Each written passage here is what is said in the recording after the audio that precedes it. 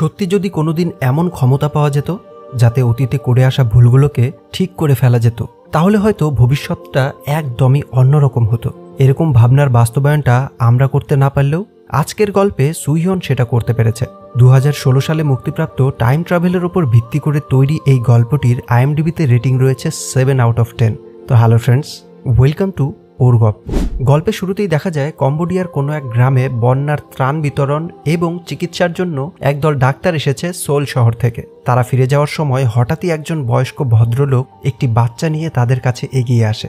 বন্যার জন্য ফ্লাইট আবার 2 সপ্তাহ পরে আসবে। এটা জানার পরেও তাদের মধ্যে থেকেই একজন ডাক্তার নিচে নেমে যায় ওই বয়স্ক ভদ্রলোককে সাহায্য করার জন্য। এই লোকটি হলো সুইহন, আজকের গল্পের প্রধান চরিত্র। বাচ্চাটির চিকিৎসা করে সুইহন তাকে সুস্থ করে তোলে। সে ভেবেছিল বাচ্চাটি হয়তো ওই বয়স্ক ভদ্রলোকেরই নাতনি, কিন্তু সে আসলে ওই ভদ্রলোকের কেউ নয়। বাচ্চাটাকে ওই ভদ্রলোক জঙ্গল থেকে কুড়িয়ে পেয়েছিল। তাকে সুস্থ করে দেওয়ার জন্যই ওই বয়স্ক ভদ্রলোক সুইহনকে অনেক ধন্যবাদ জানায় আর জানতে চায় তার এমন কোনো ইচ্ছা আছে কিনা যা এখনো পূরণ হয়নি। সুইহন বলে, আমি অনেক দিন থেকে একজনকে দেখার জন্যই ব্যাকুল হয়ে আছি। তখনই ওই বয়স্ক ভদ্রলোক তার গলায় ঝুলানো দড়ি দিয়ে বাঁধা একটা ওষুধের কৌটো সুইহনের হাতে তুলে দেয় আর বলে, তোমার হাতে বেশি সময় নেই। জীবন তখনই চলমান যখন চোখে ঘুম থাকে না। ঘুমিয়ে পড়লেই এই জীবনটা থমকে যায়। এতক্ষণ আমরা 2015 সালে ছিলাম, কিন্তু এবার ফিরে যাচ্ছি 1985 সালে। একটি ওয়াটার পার্কে কোরিয়ার প্রথম মহিলা ডলফিন ট্রেনার ইউনা ডলফিনদেরকে নিয়ে পারফরমেন্স দেখাচ্ছে, আর এদিকে দর্শকের সিটে বসে তার বয়ফ্রেন্ড ঘুমোচ্ছে। তাই ইউনা একটু অভিমান দেখায়, যদিও সেটা বেশিক্ষণ স্থায়ী হয় না। পরের দিন ইউনা সোল স্টেশনে তার বয়ফ্রেন্ডকে সি অফ করতে আসে। তার বয়ফ্রেন্ড একজন ডাক্তার, কাজের সূত্রে তাকে বুসান যেতে হচ্ছে। যাওয়ার আগে ইউনা তাকে গল্পের ছলে জানায় সে মা হতে চায়। হঠাৎ করে এমন কথা শুনে ছেলেটি একটু অবাক হয়ে যায়, তাই তেমন কোনো উত্তর সে দেয় না। পৌঁছে গিয়ে তাকে কল করবে এই বলেই ছেলেটি এগিয়ে যায়। ইউনা তার কাজের জায়গায় ফিরে এসে তার বয়ফ্রেন্ডের ফোনেরই অপেক্ষা করতে থাকে। একটা ফোন বাজলেই সে ফোনের কাছে ছুটে যায় এই ভেবে হয়তো তার বয়ফ্রেন্ড ফোন করেছে। ওই রাতেই ইউনা একটা ছোট্ট কুকুরের বাচ্চা পায়। এদিকে বুসানে নেমে ইউনার বয়ফ্রেন্ড তাকে ফোন করার জন্য একটা ফোন বুথে ঢোকে। তবে হঠাৎ করেই পাশ থেকে কাশির আওয়াজ শুনে বেরিয়ে আসে। দেখা যায় পাশের টেলিফোন বুথে সুইহন পড়ে আছে। ছেলেটি তাকে সাহায্য করতে যায়, কিন্তু ছেলেটিকে দেখে সুইহন একেবারে হতভম্ব হয়ে যায়। ছেলেটির নামও সুইহন। ছেলেটি আর কেউ নয় বরঞ্চ বৃদ্ধ সুইহনের যুবককাল, অর্থাৎ সুইহন কোনোভাবে তার অতীতে চলে এসেছে। চোখের সামনে নিজেকে যুবক অবস্থায় দেখে সুইহন তো একেবারে নিজের চোখকে বিশ্বাস করতে পারছে না। কাশতে কাশতে তার মুখ থেকে রক্ত উঠে আসে। এখানে তোমাদের বোঝার সুবিধার্থে অতীতের সুইহনকে আমরা যুবক সুইহন এবং বর্তমানের সুইহনকে বৃদ্ধ সুইহন বলেই সম্বোধন করব। যুবক সুইহন নিজের পকেট থেকে একটা রুমাল বের করে তাকে দেয়। বৃদ্ধ সুইহন ছুটে পালিয়ে আসে সেখান থেকে, আর অতীতের সুইহন কিছুটা অবাক হয়ে যায়। তখনই তার মনে পড়ে যে রুমালটা সে ওই লোককে দিয়েছে সেটা আসলে তার গার্লফ্রেন্ড ইউনা তাকে দিয়েছিল। তাই সেই রুমালটা নেওয়ার জন্যই সে তার পিছু নেয়। পড়ে থাকা রক্তের ছাপ দেখে এগোতে এগোতে সে এসে পৌঁছায় একটা পাবলিক টয়লেটের সামনে। সে টয়লেটের বাইরে থেকে ওই লোককে ডাকতে থাকে, তবে বৃদ্ধ সুইহন চোখ খুলে দেখে সে ফ্লাইটের ওয়াশরুমের মধ্যে পড়ে আছে। অনেকক্ষণ ধরে ভেতরে থাকায় এয়ার হোস্টেসরা তাকে বাইরে থেকে ডাকতে বাধ্য হয়েছে। আসলে কম্বোডিয়ার ওই বৃদ্ধের দেওয়া ওষুধগুলো থেকে সে একটা পিলস খেয়ে নিয়েছিল। বৃদ্ধ সুইহন লাং ক্যান্সারে ভুগছে। সে যখন নিজের রিপোর্টটা চেক করছিল তখন তার এক কলিগ সেখানে চলে আসে। নিজের অসুস্থতার কথা না জানিয়ে সে তাকে রিপোর্টটা দেখিয়ে জানতে চায় এই লোকটার হাতে আর কত সময় আছে। ডাক্তার জানায় ক্যান্সার লিভার পর্যন্ত ছড়িয়ে পড়েছে, আর এই পেশেন্টের হাতে হয়তো টেনে টুনে 6 মাস সময় আছে। নিজের হাতে শুধু 6 মাসই রয়েছে। এই কথা শুনে সুইহন ভেঙে পড়ে। সুইহন তার কলিগের হাতে ওই ওষুধের একটা স্যাম্পল দিয়ে টেস্ট করতে বলে দেয়। হসপিটাল থেকে বেরিয়ে সুইহন তার একটা অতি পুরনো বন্ধু তাইহোর সাথে দেখা করতে যায়। সেই বৃদ্ধের কাছ থেকে পাওয়া ওষুধ থেকে শুরু করে তার যুবককালের সাথে দেখা হওয়া সমস্ত গল্প বৃদ্ধ সুইহন তাইহোর সাথে করে। তাইহো ব্যাপারটাকে ইয়ার্কির ছলে নিলেও সুইহন বলে, আমি ফিরে গেলে এবার ইউনাকে দেখতে চাই। এদিকে অতীতের সুইহনও সেই একই বিচে বসে তাইহোর সাথে গল্প করছে বৃদ্ধ সুইহনকে নিয়ে।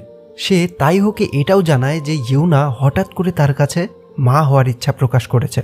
তাইহো এই ব্যাপারে খুব খুশি হলেও সুইহন কিছুটা অখুশি, কারণ সে যে বাচ্চা নিতে চায় না এটা সে বহুদিন আগে থেকেই ঠিক করে রেখেছিল। তাই হঠাৎ ইউনার এমন ইচ্ছায় সে সম্মতি দিতে পারছে না। কিন্তু ইচ্ছা না থাকলেও ভবিষ্যতে যে তার একজন সন্তান আসবে তা আমরা পরের অংশ থেকেই বুঝতে পারি। বৃদ্ধ সুইয়ান বাড়ি ফিরে এসে তার মেয়েকে ফোন করে। মেয়ের নাম সোয়া। পড়াশোনার জন্য সে এখন বাইরে থাকে। মেয়ের সাথে কথা বলতে বলতেই তার আবার কাশির উদ্রেক হয়, কিন্তু সোয়াকে সে কিছু বুঝতে দিতে চায় না, তাই সাথে সাথেই ফোনটাকে রেখে দেয়। ওয়াশরুমের কলটা চালিয়ে সুইয়ান বাথরুমে বসে আছে। লাং ক্যান্সারে আক্রান্ত হয়ে তার হাতে যে আর বেশি সময় নেই এটা সে ভালো করেই জানে, তাই কোনো রকম ঝুঁকি নিতে তার আর কোনো ভয় নেই। তাই সে ওই ওষুধের কৌটোটা থেকে আরেকটা ওষুধ বের করে খেয়ে নেয়। এদিকে অতীতে হিউনা সেই কুকুরের বাচ্চাটাকে সুইয়ানের হাতে ধরিয়ে দেয়। এরপর সে বেরিয়ে পড়ে বুসান শহরে তার শোয়ের উদ্দেশ্যে। যুবক সুইয়ানও বাচ্চাটাকে নিয়ে বাড়ি ফিরে আসে। আলুর বাক্সে পাওয়া গেছে বলে তার নাম রাখা হয় পটেটো। পটেটোকে খেতে দিয়ে সুইয়ান শুয়ে পড়ে। হঠাৎ আধ খোলা চোখে সে দেখতে পায় যেন কেউ একজন তার ঘরের ভিতরে ঢুকছে। এ আর কেউ নয় বরঞ্চ বৃদ্ধ সুইয়ান নিজে। যুবক সুইয়ান ভয় পেয়ে যায়। স্টেশনে দেখা সেই লোকটাকে সে আবার দেখতে পাবে এটা আশাই করেনি, কিন্তু বৃদ্ধ সুইয়ানের কাছে সবকিছুই যেন স্বাভাবিক। এই ঘরবাড়ি তার কাছে সবকিছুই চেনা। যুবক সুইয়ান বারবার তার কাছে নাম জিজ্ঞেস করে, তার পরিচয় জানতে চায়। বৃদ্ধ সুইয়ান নিজের নাম জানায়, আর এটা বিশ্বাস করানোর জন্য সে নিজের আইডি কার্ডটাও তাকে দিয়ে দেয়। বৃদ্ধ সুইয়ান নিউজ পেপারের ডেট দেখে বুঝে যায় সে 30 বছর অতীতে চলে এসেছে। সে যুবক সুইয়ানকে বোঝায়, বিশ্বাস করো আর না করো, তুমি আমার 30 বছর আগের রূপ, আর আমি তোমার 30 বছর পরের। বৃদ্ধ সুইয়ান তাইহোকেও চেনে, আবার পটেটোকেও চেনে, এমনকি সেই গোপন কথাটাও জানে যা কেবলমাত্র সুইয়ান ছাড়া আর কেউ জানে না। এই যে ছোটবেলায় সে বাবার কাছে অনেক মার খেয়েছে, আর মায়ের মৃত্যুর শোক কাটাতেই সে বাড়ি ছেড়ে এখানে চলে এসেছে। এই সব কিছু শুনে যুবক সুইয়ান একেবারে নির্বাক। তখনই হঠাৎ করেই বৃদ্ধ সুইয়ানের আবার নাক মুখ দিয়ে রক্ত আসতে শুরু করে। তাকে এরকম কষ্ট পেতে দেখে যুবক সুইয়ান বারবার জিজ্ঞেস করে, তুমি কি চাও, কি জন্য এখানে এসেছ? তখন ইউনার নামটা নিতেই বৃদ্ধ সুইয়ান কোথাও যেন মিলিয়ে যায়, আর চোখ খুলে নিজেকে খুঁজে পায় ঘরের ওয়াশরুমের মেঝেতে। তখন ঘড়িতে বাজে 12:20। টাইম ট্রাভেল করে সে 20 মিনিটের জন্যই অতীতে থাকতে পারে, এই কথাটা সে ভালো করেই বুঝে যায়। সেই রাতেই সুইয়ান অতীতে তার লাইটারটা ফেলে এসেছিল, আর এদিকে সময় নষ্ট না করে অতীতের সুইয়ান লাইটারটা নিয়ে তাইহোর কাছে যায় ফিঙ্গারপ্রিন্ট টেস্ট করাতে। অবাক করা কাণ্ড হলো ওই লাইটারের শুধুমাত্র সুইহনেরই ফিঙ্গারপ্রিন্ট রয়েছে। তাইহো তাকে চিন্তা করতে বারণ করে। এদিকে বৃদ্ধ সুইয়ান ওষুধের যে টেস্ট করতে দিয়েছিল তাতেও তেমন কিছু সন্দেহজনক সে পায় না। সেই ওষুধে শুধুমাত্র কিছু জংলি পাতার চিহ্ন পাওয়া গেছে। এদিকে যুবক সুইয়ান ফিঙ্গারপ্রিন্ট একই দেখে প্রচুর অবাক। সে কিভাবে আবার ওই বৃদ্ধের সাথে যোগাযোগ করবে তা বুঝে উঠতে না পেরে একটা ফন্দি বার করে। একটা ট্যাটু পার্লারে গিয়ে হাতে ট্যাটু করিয়ে নেয়, যেখানে সে লিখে নেয় সে আবার দেখা করতে চায়। এই বার্তা বৃদ্ধ সুইয়ান পর্যন্তও পৌঁছে যায়, তাই সাথে সাথেই সে ওষুধটাকে খুঁজতে শুরু করে, কিন্তু কিছুতেই তা খুঁজে পায় না। আর অবশেষে যখন সেটা খুঁজে পায় তখন তার মেয়ে সোয়ার কল চলে আসে। সোয়া বাড়ি ফিরে এসেছে। অপরদিকে যুবক সুইয়ান আজ ইউনাকে প্রপোজ করে। অনেকগুলো সুন্দর বেলুন এনে গান গেয়ে সারা জীবন ইউনার পাশে থাকার আশ্বাস দেয় সে। এরপর তারা একে অপরের সাথে কিছু সুন্দর মুহূর্ত কাটায়। অন্যদিকে বর্তমানে সুইয়ান রান্না সেরে নিয়ে সোয়াকে খাওয়ার জন্য ডাকতে থাকে। অন্য কোথাও খুঁজে না পেয়ে নিজের ঘরে দেখতেই সুইয়ান বুঝতে পারে তার মেডিকেল রিপোর্টগুলো তার মেয়ের হাতে পড়ে গেছে। বৃদ্ধ সুইয়ান সোয়াকে খুঁজতে থাকে। অনেকক্ষণ খোঁজার পর সে সোয়ার দেখা পায়। তাকে বলতে থাকে সে তাকে আমেরিকায় পড়তে পাঠাবে, সেখানে ভালো মেডিকেল কলেজ রয়েছে আর তার মাও সেখানেই থাকে। কিন্তু সোয়া এতে রাজি হয় না। বেশি কথা না বাড়িয়ে সে খাবার খেয়ে উঠে চলে যায়। পরের দিন ইউনার শোতে এসে সুইয়ান দেখতে পায় বৃদ্ধ সুইয়ান এসে বসে আছে, অর্থাৎ সুইয়ান আবার অতীতে এসেছে। তার পাশে গিয়ে বসে তার ফেলে যাওয়া লাইটারটা ফেরত দিতে চায় সে, কিন্তু বৃদ্ধ সুইয়ান সেটা তাকে রেখে দিতে বলে, আর তার বদলে রুমালটা নিজের কাছে রেখে দেয়। যুবক সুইয়ান তার কাছে জানতে চায় ভবিষ্যতে কি সে ভালো ডাক্তার হবে। বৃদ্ধ সুইয়ান উত্তরে বলে, তুমি এখন থেকেই অনেক ভালো ডাক্তার। যুবক সুইয়ান আরও জানতে চায় ইউনা ভালো মা হবে কিনা, কিন্তু বৃদ্ধ সুইয়ান তার এই কথার কোনো সঠিক উত্তর দেয় না। সে নিচে নেমে আসে ইউনাকে কাছ থেকে দেখার জন্য। 30 বছর পর ইউনাকে চোখের সামনে দেখে সুইয়ানের কাছে যেন সময়টা একেবারে থমকে গেছে। সে প্রাণ ভরে ইউনাকে দেখতে থাকে, তবে তার কাছে সময় থমকে গেলেও সময়টা তো বাধা। তাই নিজের সময় শেষ হওয়ার আগেই বৃদ্ধ সুইয়ান সেখান থেকে বেরিয়ে পড়ে।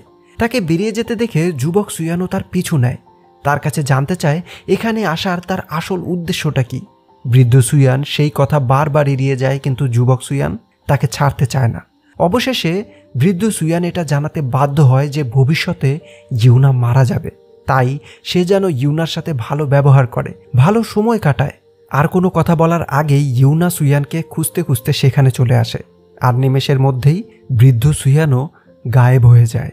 সুয়ান কোনো কিছু না ভেবে ইউনাকে সাথে নিয়ে বেরিয়ে পড়ে, কিন্তু মাথায় থাকা এই সমস্ত দুশ্চিন্তার একটা কথাও সে তার সাথে ভাগ করে নেয় না। সে মাঝপথে থেমে দুটো টেলিগ্রাম পাঠায়।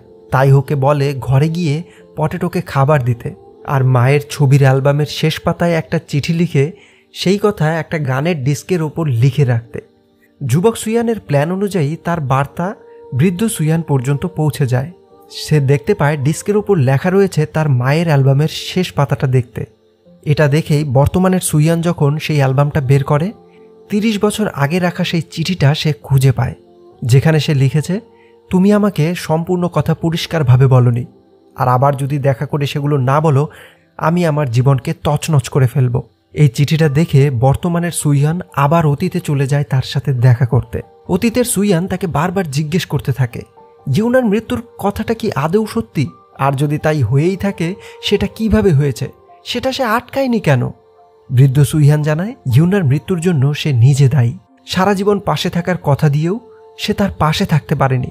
ইউনাকে সে টেকেন ফর গ্রান্টেড ভেবে নিয়েছিল। এরপরেই ওয়াটার পার্কের একটা অ্যাক্সিডেন্টে ইউনার মৃত্যু হয়। তখন যুবক সুয়ান তার কাছ থেকে জানতে চায় কিভাবে সে ইউনাকে বাঁচাতে পারবে, কারণ তার হাতে এখনো সময় আছে। কিন্তু বৃদ্ধ সুয়ান সেই কথার উত্তর দিতে চায় না, কারণ ইউনার মৃত্যুর 10 বছর পরেই তার মেয়ে সোয়া তার জীবনে এসেছে। যদি ইউনা এখানে বেঁচে থাকে, তাহলে সোয়া তার কাছে আর থাকবে না। যে মেয়েকে সে 20 বছর আগলে মানুষ করেছে, তাকে কোনো কিছুর বিনিময়ে সে হারাতে রাজি নয়। কিন্তু বৃদ্ধ সুয়ানের জন্য এটা অতীত হলেও যুবক সুয়ানের কাছে এটা ভবিষ্যৎ। তাই সোয়ার প্রতি কোনো ফিলিংস তার মনে নেই। তার মতে যদি সে ইউনার সাথে না থাকে, তাহলে আর কারো সাথেই থাকবে না, আর কারো সাথে যদি না থাকে, তাহলে সোয়াও তার জীবনে কোনোদিন আসবে না। এই বলেই সে সেখান থেকে চলে যেতে শুরু করে। কিন্তু বৃদ্ধ সুয়ান কোনোভাবেই তার মেয়েকে হারাতে রাজি নয়। তাই সে তাকে ডেকে বলে, ইউনার জন্য তুমি কত কিছু করতে পারবে? যুবক সুয়ান বলে, সব কিছু, আমার জীবনটাও দিয়ে দিতে পারি আমি তার জন্য।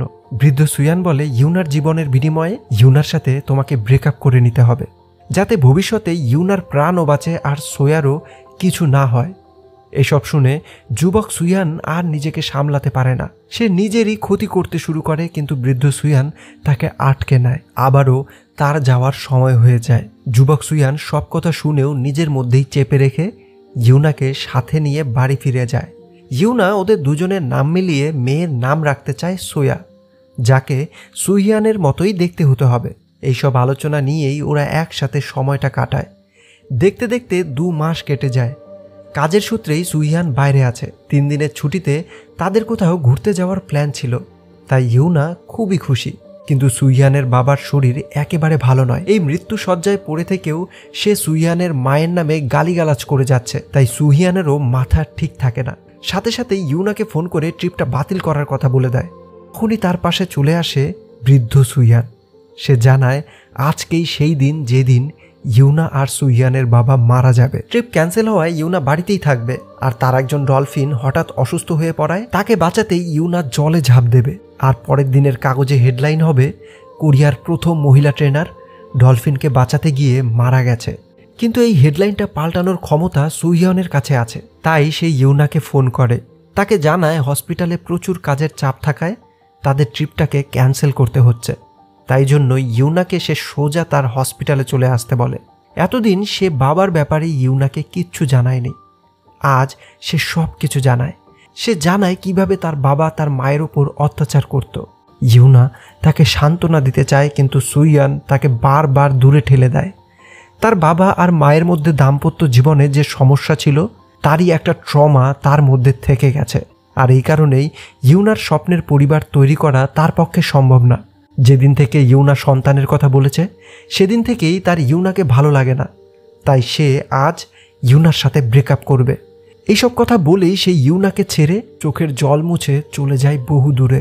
এরপর সুয়ানের বাবার ফিউনারেলের দিন বৃদ্ধ সুয়ান আবার সেখানে আসে। আবার আসে এটা জানানোর জন্য যে তারা ইউনাকে বাঁচাতে পেরেছে। কিন্তু মদ্যপ অবস্থায় থাকায় অতীতের সুইয়ান বৃদ্ধ সুইয়ানকেই বারবার দোষারোপ করতে থাকে। তাকে বলতে থাকে সেই ইউনাকে তার কাছ থেকে কেড়ে নিয়েছে।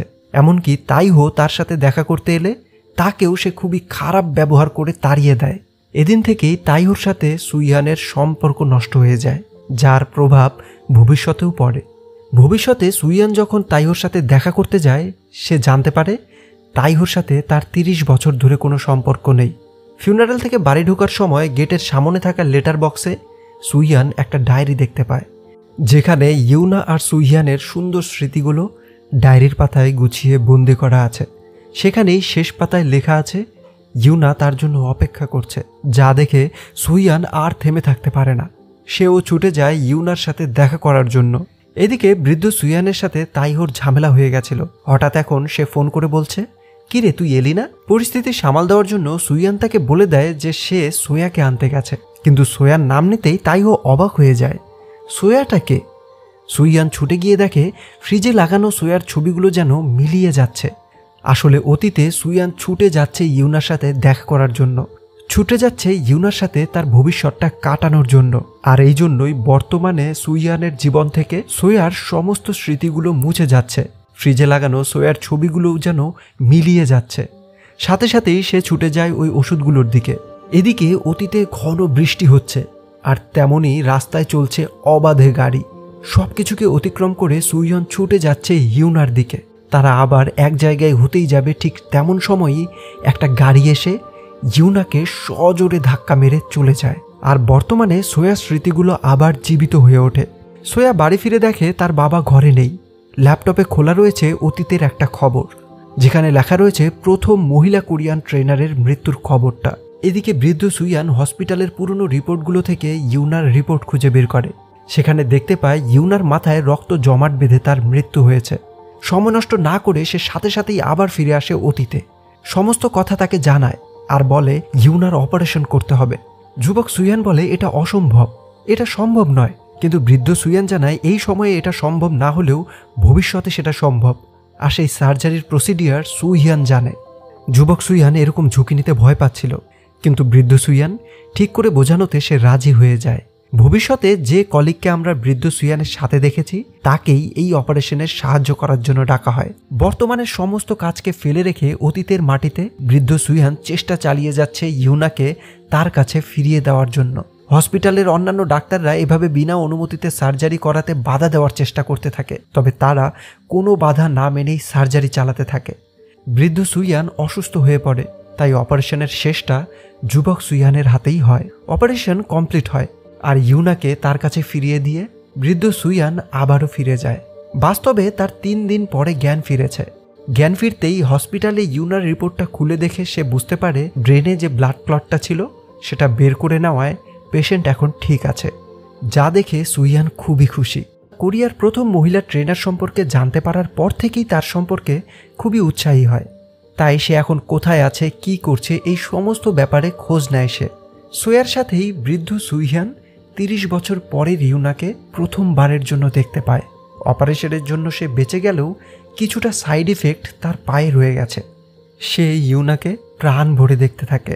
এরপর শেষবারের মতো সুইয়ান আবার যুবক সুইয়ানের সাথে দেখা করে। ইউনাকে যে তারা প্রাণে বাঁচাতে পেরেছে, এটাই তাদের কাছে অনেক বড় সাফল্য।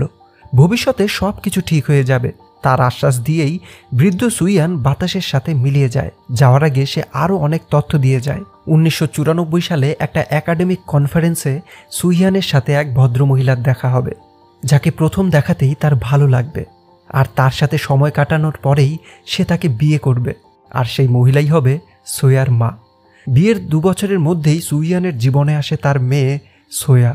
দেখতে দেখতেই একটা একটা করে বছর পার হয়, আর সোয়াকে সে নিজের হাতে তিলে তিলে বড় করে তোলে। এভাবেই অনেকটা বছর কেটে যায়। আর এখন সোয়া তার বাবার বৃদ্ধ দশায় পাশে রয়েছে। সোয়া তার বাবার কাছে জানতে চায়, যদি এমন হয় আমাদের কোনো কাছের মানুষকে আমাদের আবার দেখতে ইচ্ছা করে, কিন্তু তা আমরা দেখতে পাই না, তাহলে কি করব? উত্তরে সুইয়ান বলে, তাদের সাথে কাটানো ভালো মুহূর্তগুলোকে আমরা মনে করব। এভাবেই জীবনের শেষ দিনগুলো সে তার মেয়ের সাথে কাটায়। বৃদ্ধ সুইয়ানের যাত্রা শেষ হয়, সে মারা যায়। মারা যাবার পর তাইহো তার ফিউনারেলে আসে। যেহেতু ইউনা বেঁচে আছে সেই অনুযায়ী গত 30 বছর ধরে তাইহোর সাথেও সুইয়ানের কোনো সম্পর্ক নেই। তবুও মারা যাওয়ার আগে সুইয়ন তার মেয়েকে বলে গেছিল যে তাইহো তার ফিউনারেলে ঠিকই আসবে, আর তার জন্য সে একটা ডায়েরিও লিখে রেখে গেছিল যেটা সোয়া তাইহোকে দেয়। যেই বিচে বসে তারা একসাথে আড্ডা মারত সেখানে বসেই তাইহো ডায়েরিটা পড়ে।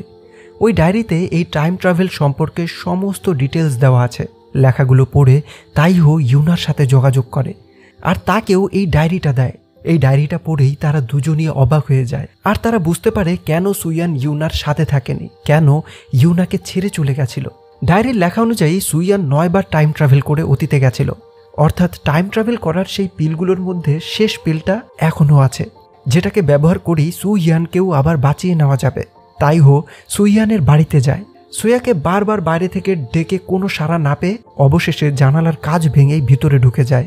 চতুর্দিকে হন্যে হয়ে খুঁজতে থাকে সেই ওষুধটাকে। কোথাও সেই ওষুধটাকে খুঁজে পাচ্ছে না সে। এভাবে খুঁজতে খুঁজতে শেষ পর্যন্ত ওষুধটা পেয়ে যায়, কিন্তু ওষুধটা পেয়ে গেলেও সে যেন কোনোভাবেই ঘুমোতে পারছে না। তাই নিজের এমন এক ব্যবস্থা করে যাতে ঘুমকি তাতে একেবারে অজ্ঞানী হয়ে যায়। চোখ খুলেই সে নিজেকে খুঁজে পায় 30 বছর আগের তাইহোর পুলিশ ভ্যানে। যুবক তাইহো ভয় পেয়ে যায়। বৃদ্ধ তাইহো নিজের চোখকে বিশ্বাস করতে পারে না যে সত্যি সত্যি সে অতীতে এসে পৌঁছেছে। সে সত্যি 30 বছর পেছনে ফিরে যেতে পেরেছে। কথা না বাড়িয়ে সে তাকে বুসান স্টেশনে নিয়ে যেতে বলে। সুইয়ানকে দেখেই নিজের পরিচয় দেওয়ার আগেই হাত থেকে সিগারেটটা কেড়ে নিয়ে মাটিতে ফেলে দেয়। তাইহো তাকে সিগারেট খেতে মানা করে আর বলে 30 বছর পরে তারা আবার দেখা করবে। চোখের পলকের মধ্যেই এই 30 বছর দেখতে দেখতে পার হয়ে যাবে। সে সমস্ত কথা ইউনাকে জানিয়েছে, তাই তারা সবাই মিলেই 30 বছর পরে সুইয়ানের জন্য অপেক্ষা করবে। এই বলে তাইহো সেখান থেকে বেরিয়ে আসে, কিন্তু চোখ খুলতেই তার মনে পড়ে যায় লাং ক্যান্সারের কথাটা তো সে বলেইনি। নিজের ভুলের জন্য সে নিজেই দরজা পেটাতে শুরু করে দেয়। কিন্তু সেই দিন তাইহোর সেইটুকু কথাই কাজে দিয়েছে। সেই কথা থেকেই সুইয়ান বুঝতে পেরেছে তাকে সিগারেট খাওয়া ছাড়তে হবে, তাহলেই সে ভবিষ্যতে ইউনাকে পাবে। আর সেদিন থেকেই সে ধূম্রপান ছেড়ে দিয়েছিল। আর ফাইনালি ইউনারও অপেক্ষার শেষ হয়েছে। ঠিক 30 বছর আগে যেখানে যুবক অবস্থায় ইউনা আর সুইয়ান একসাথে ঘুরে বেড়াতো, সেখানেই আবারও 30 বছর পর তাদের দেখা হয়। সময়টা পাল্টেছে, বছর পাল্টেছে, বয়সও পাল্টেছে, কিন্তু একে অপরের প্রতি তাদের সেই অনুভূতিটা আজও একই রয়ে গেছে। কথায় বলে যার শেষ ভালো তার সব ভালো, আর এক্ষেত্রেও সেটাই হয়েছে। এক জীবনের অপেক্ষার পর তারা সবাই আবার এক হতে পেরেছে, যাকে এক কথায় বলে দ্য হ্যাপি এন্ডিং। তো ফ্রেন্ডস, এই ছিল আজকের গল্প। গল্পটি কেমন লাগলো তা অবশ্যই জানিও। ভালো লাগলে লাইক, কমেন্ট আর শেয়ার করে দিও। দেখা হবে পরের গল্পে। Till then, keep loving, by.